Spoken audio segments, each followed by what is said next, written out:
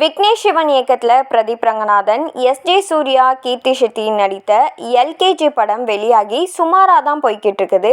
இந்த படத்தை நயன்தாராவுடைய rowdy pictures, Lalit Kumar 2 பேரும் சேர்ந்து தயாரிச்சிருக்கிறாங்க. பட ப்ரமோஷன் பணிகளை Vignesh Sivan rowdy pictures team தான் கவனிச்சது. பொதுவாக தான் நடிக்கிற பட விழாக்கள்ல நயன்தாரா கலந்து கொள்ள மாட்டாங்க. தான் நடித்த படங்களுடைய பாடல் வெளியீட்டு விழா ப்ரமோஷன்களுக்கு நயன்தாரா வரமாட்டாங்க. தன்னுடைய படம் குறித்து பேட்டியும் கொடுக்க மாட்டாங்க.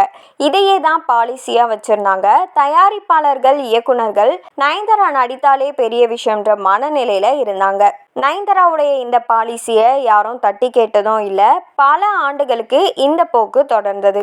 அதே சமயம் எல்.கே.ஜி. படத்துக்காக கடந்த வாரம் சென்னையில் நடந்த ப்ரீ ரிலீஸ் ஈவெண்ட்ல நயன்தாரா கலந்து கொண்டாங்க. அவங்க மேடையில் பேசலனா கூட மேடையில் ஏறி கணவனுக்கு சப்போர்ட் செஞ்சாங்க. அதுக்கப்புறமா கேரவேன்ல இருந்து அந்த விழாவை ஒருங்கிணைச்சாங்க.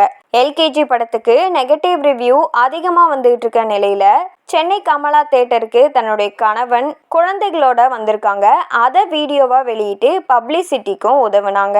இப்படி எந்த படத்துக்கும் நயன்தாரா செஞ்சது கிடையாது. தன்னுடைய கணவருடைய வெற்றிக்காக இப்படி செய்கிறாங்க, தன்னுடைய பாலிசியை மாற்றிட்டாங்கன்னு பல பேர் கூறப்பட்டு வர நிலையில இதே போல தானே பல தயாரிப்பாளர்கள், இயக்குனர்கள் பல கோடி முதலீடு போட்டு வெற்றிக்காக ஏங்கினாங்க. அவர்கள் பல முறை அழைத்தும் நயன்தாரா விளம்பர விஷயத்துல உதவல. தன்னுடைய கணவர் படம் தான் பணம் அப்படின்றதுனால இப்படி மாறி இருக்கிறாங்க. உங்களுக்கு வந்தா ரத்தம், மற்றவங்களுக்கு வந்தா தக்காளி சட்னியான்னு அவரால் பாதிக்கப்பட்டவர்களும் கேட்குறாங்க. இனிமேலாவது தன்னுடைய பட விழாக்களுக்கு எல்.கே.ஜி. பாணியில் வருவாங்களான்னு நெட்டிசன்கள் கேள்வியை எழுப்பியிருக்கிறாங்க.